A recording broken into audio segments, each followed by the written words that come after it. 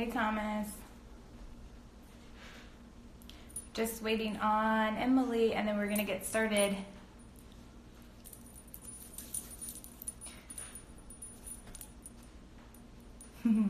Hey, unconventional photograph. Hey. Hi, Alex.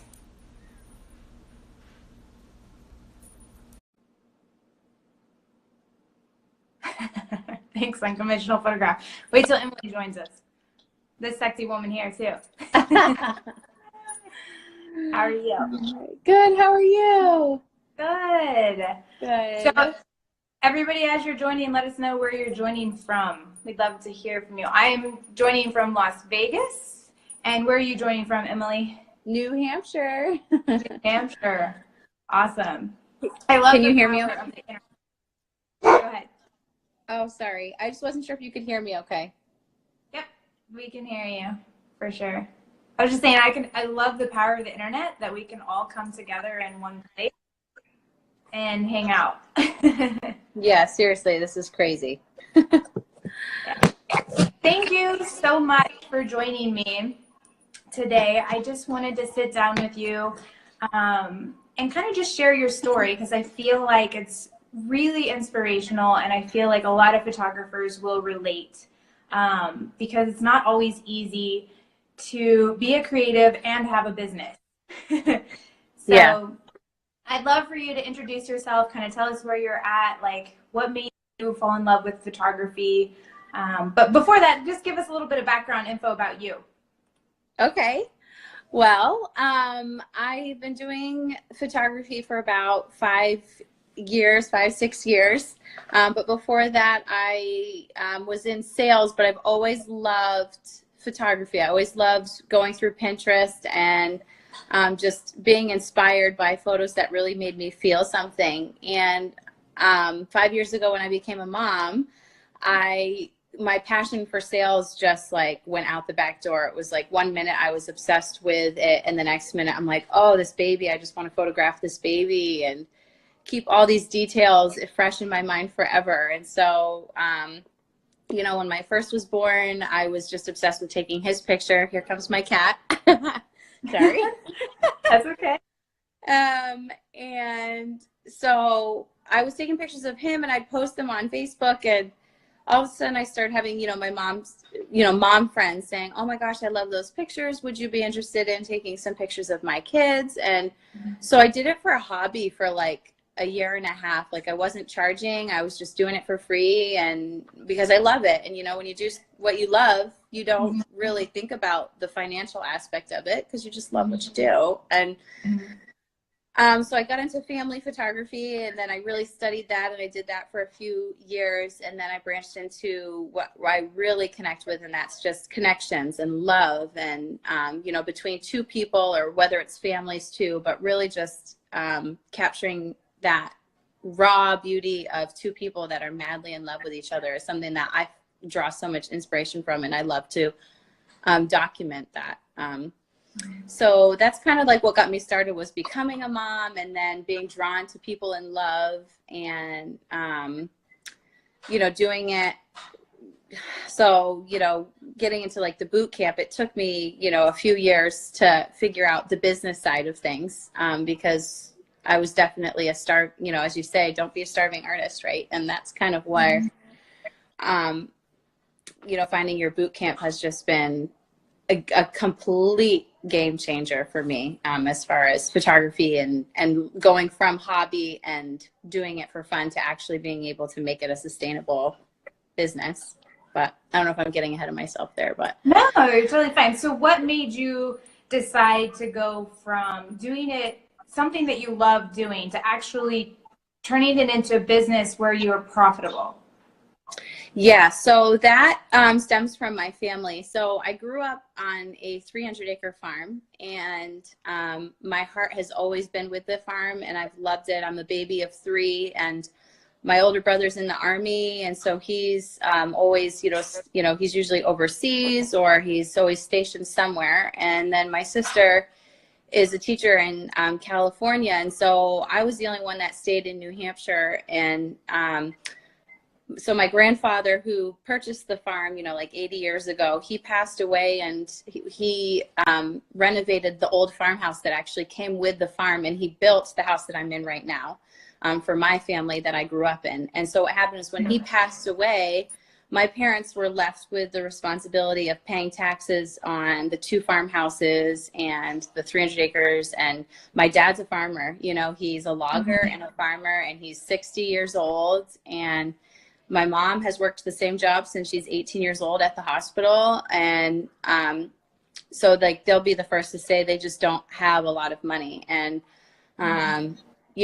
when we found out that they were going to lose the farm, I had made it a goal to buy part of the farm for my family so that we could keep it in the family. And so they had to sell us, they had to subdivide the land and then sell us the land. And it's just crazy how it all worked out. Like the town was going to take the farm the day that we bought it from my parents. Like they had to, like the story of it is basically they, like the day we met with the lawyers for them to sell us the $70,000 worth of land to save on all the back taxes and stuff, the town was closed, but they made sure to stay open just so that our lawyer could bring that $70,000 check to the town clerk.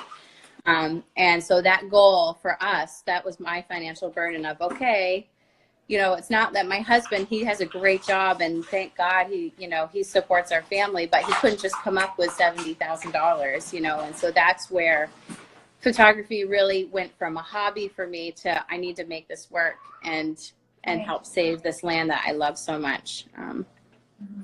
So it's really a blessing. Yeah.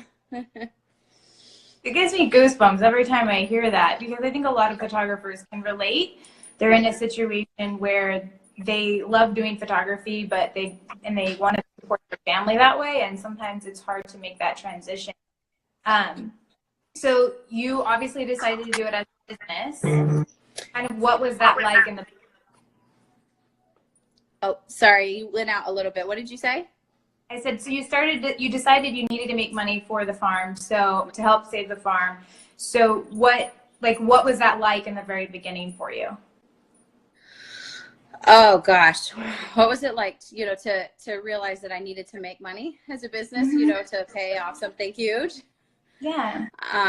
Yeah, it was a burden that at first seemed unattainable based on my past and what I had been doing, and then to find help and to figure out how to do it the right way was a freaking miracle. I mean,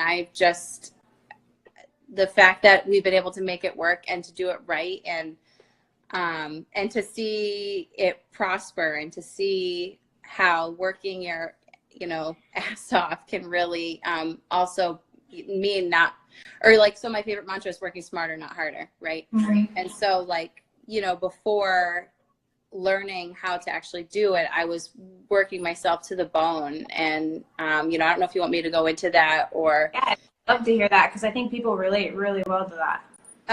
Yeah. So what was last year like for you while you're trying to earn that money for the farm? Oh my God. Brutal. It was brutal. I'm so thankful that I know what I'm so thankful. I don't want to come across that I'm complaining about work, because I know that we want work. But when it comes to doing something that's like a passion and, an art-based, what's the word I'm looking for? Art-based way to make money, it's really hard to value yourself. And so here I am going out every single day. I'm working during the day, whether it's responding to emails and inquiries and questions and coaching people on their sessions, to then leaving at 5 o'clock at night, shooting for a few hours, coming home, immediately importing those cards, immediately working on pictures for them. And then the editing that following that is like 3 weeks per session. So I'm doing sessions every single day. So my family we were a sad bunch of coconuts last year. It was bad. They never saw me. And I'm a stay-at-home mom, and I'm homeschooling, and my poor kids, they were like it wasn't who I wanted to be. And I work, you know, but it's because I love what I do, and I would never say no to anybody. And I needed money. I need money to pay my bills. And then sadly, to come to find out, the worst part about it was when I was working so hard and then coming in the negative. So after all, like each shoot costs money for me in the business, and to find that the money I'm charging for my shoots is not matching the money that I owe, you know, it really should be the other way around, right? And so that I can actually be profitable, so that I make it worth my time. And that's where, you know, learning how, you know, what's the point of doing it and working your butt off just to come in on the negative? What's the point of doing it, working your butt off just to come even? There really is no point in working so hard for either of those. It has to be sustainable. It has to be worth it, so that, you know, when I'm missing these hours and hours with my kids, and then my husband comes home and then he's watching the kids and I have to go up into the office, and it's just, this is before, you know, your boot camp, you know what I mean? So, yeah, it was brutal at first. Yeah. So what do you feel like you struggled with most? Just that balance, or? Balance. Yeah. Balance big time, and struggling with my worth. And like, I spend so much time and so much money on being the best that I can be for the people that I work for. And that has to come at a price. Like, I can't be spending thousands of dollars learning, and thousands of dollars on equipment, and thousands of dollars on insurance and gear and all of this, only to charge $295 is just so far from sustainable. It's like the most, like, my body hurts just talking about it. Like, my chest is tense, like, to think I did that. And all the tears, like the tears from my boys, and the strain, you know, of being the family unit, because I was never, you know, there. Frozen. Can you hear me okay? You're in and out, but I think you're okay. I can't quite hear you. Oh, am I frozen? I'm trying to think if maybe I move you. Am I still here? I'm here. Okay. I'm sorry. That's okay. You're out on the farm, I know, so the internet's in and out. No worries. Oh man, it sounds like the there? CD that's like on skip. Uh-oh. I wonder if that's on my end or your end. I'm not quite sure what to do because I can't hear you on that. It says poor connection. I wonder if I move. I'm sorry, La. Can you hear me? I can hear you, yeah. Oh, you can? You're a little frozen. Yeah, I can hear you. It's like totally frozen. So I'm looking at your beautiful face, but You're kind of in and out, but that's okay. We may have to rejoin or something. Yeah, I mean, okay, so I just heard rejoin or something. Is that what I should do? I can hear you now. Okay. Oh, hi. Okay, I see you blink. You're there. Oh, no, it's I'm sorry. It's raining here, and so I don't know. I'm in the best spot in my house. I don't quite know what to do. You're good. You're good. I think you're good. We can see and hear you, so it might just be in and out. That happens. It's called life. Yes, right. Yeah. So you were charging $295 for a session. And when I met you last fall, we sat down and actually looked at your cost of doing business and business expenses. And that's when you found out that your business expenses broken down per shoot were actually almost double what you were charging. Oh, yeah. Is that right? Yeah. Yeah. Scary.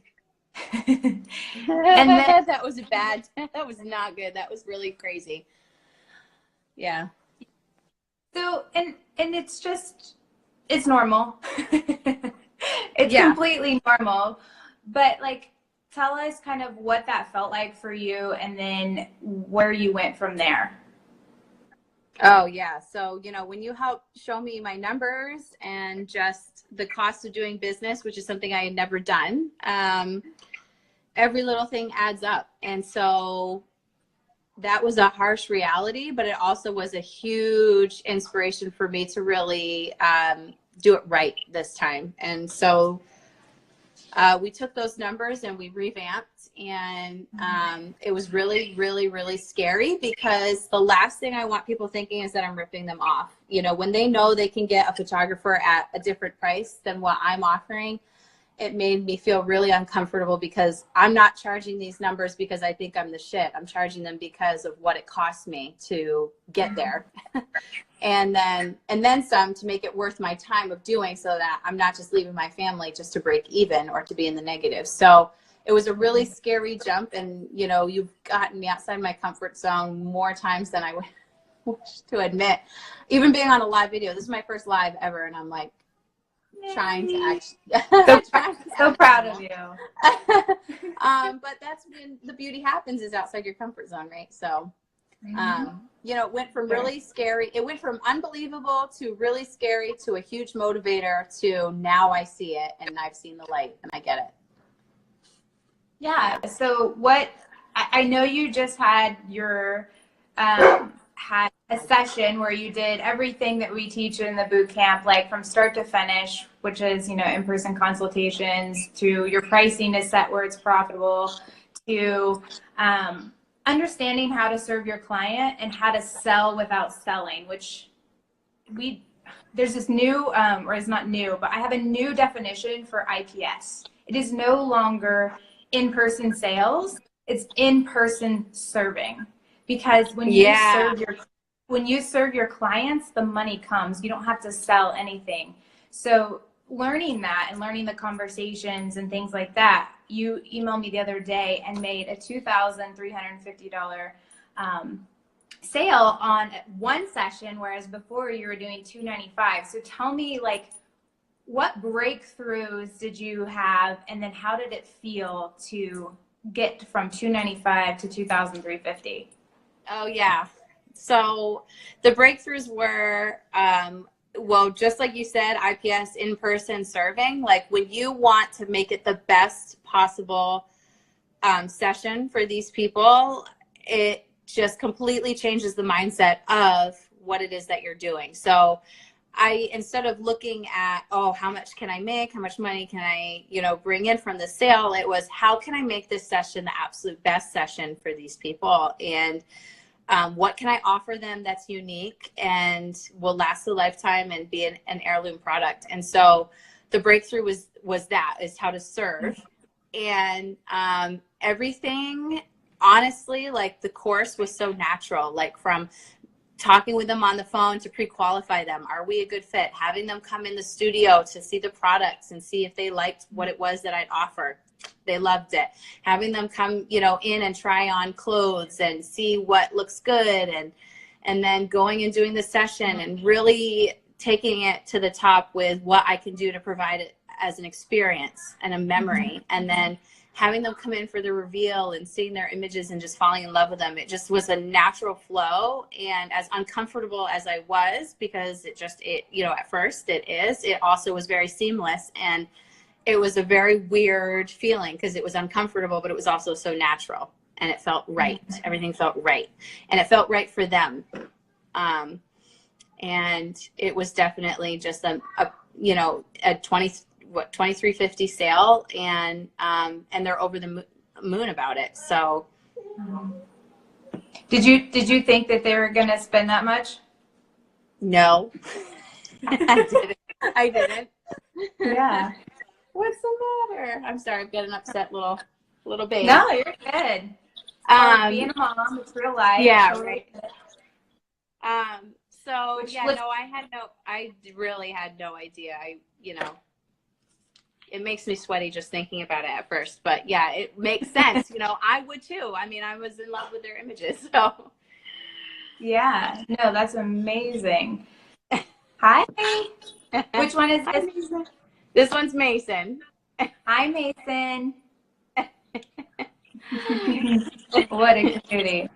Thank you. So how do you feel about your business today versus last year? Oh, I feel so much better. I feel so much better about it. And I feel I feel like the people that I get to work with this year, I'm just so excited because they all know what they do, but they have no idea what they're in for. Like, they're going to have the best experience, and we're going to make the most beautiful art that they're going to just gush over. And I can't wait to see the difference this year too. Is I can't wait to see these pictures that they send to me up on their wall versus on their Facebook wall. And that's kind of where also it changes from finding the ideal client that's just looking for the shoot and burn, where you're giving them pictures and they're putting it on their Facebook wall for everyone to see, versus people that really treasure and value the heirloom aspect of a canvas or an album or just prints in general. So this year I feel so good about the art that I'm going to make. I love the families and the couples that I'm working with. And that's the difference too. I get to chat with them more often. I have less people I'm working with, and that way they get my attention, my full attention, which is I'm not used to. And I feel bad. Like, going back, I want to write like sorry cards to everybody because they didn't get my full attention because I was so strained on who and everybody that I was working with. So this year I'm just really excited to work with everyone and make beautiful art. Yeah. How has it changed for your family? Oh yeah. I mean, it's huge. I mean, going from doing 7 to 10, some weekends I did 2 or 3. Are you sitting on the table? Sitting on the table. So, going from 2 to 4 sessions a weekend to now just 2 sessions a weekend, or going from 7 sessions a week to 3 or 4, my family will benefit greatly. They're not going to have me out all the time, and we're not going to have tears as often. And just a happier family unit. And so that these are the best years of my life right now. I love these ages. I love being home, and I don't want to miss it. And so I'm really excited about being home with them and soaking up every minute that I can get. Yeah. So it's changed from being stressed and busy to opening up a possibility of having good balance, of being able to have a profitable photography business and serve your clients to the best of your ability, but also be the best mom and the best wife possible. Right. That's right. That was our goal, right? Yeah, that's the goal. That is the goal. Best mom, best wife, and friends. My poor friends. I was such a crappy friend last year. They're inviting me to do things, and I'd always have to say no, and it felt so like it's just not a good place to be. It's not worth it. And that's, again, what you're taught is just to value your worth and what is worth it, so thank you. Yeah, for sure. You're welcome. It's been my honor to work with you. I know we were like, I can't wait to meet you in September. Emily is actually, I'm actually going to go out and have Emily do a shoot of me and my husband, Damon. So I'm so excited for that. And finally meet my soul sister. Yeah, girl. I'm so excited. So before we let you go and get back to your boys, what would be the #1 piece of advice that you would have for other photographers? Just one? Oh God. I mean, the first thing that advice that would come to mind is to work with you. That's the first thing, because honestly, if I hadn't have found you, La, I wouldn't be here. I wouldn't. And I've worked with other photographers before and mentoring, and I learned so much from you. And so that is obviously my first piece of advice. And then what you do is you really teach how to actually make yourself make a sustainable business work from start to finish. So you really cover every single bit of the process. And that's why I recommend you, because you don't just work on one thing. You start from the very beginning and you bring us all the way through to the very end. And that's what I needed. And so my advice would be definitely you working with a mentor as a mentor. And then to also just know your worth. And I guess because the first thing that really got us on this train was to talk about numbers, right? And so that, figuring out your cost of doing business and then looking at what you're actually charging and see the difference there. Because I think I know I'm not the only one that just, kind of came up with a number without realizing all the things that you don't realize you're working because you love what you do. So yeah, and everybody's why and everybody's prices are going to be different. So you can't just look at the photographer down the road and see what they're charging and then kind of average everybody around you. Yeah, for sure. And I'm flattered that you're giving me a call out and saying people should work with me, but I think I totally agree with your advice that for photographers who are struggling, it doesn't have to be me necessarily, but find a mentor who you resonate with and ask for help and see if you can get, a mentorship. And obviously you're going to have to pay for that because their time is valuable and their time is just as valuable as yours is.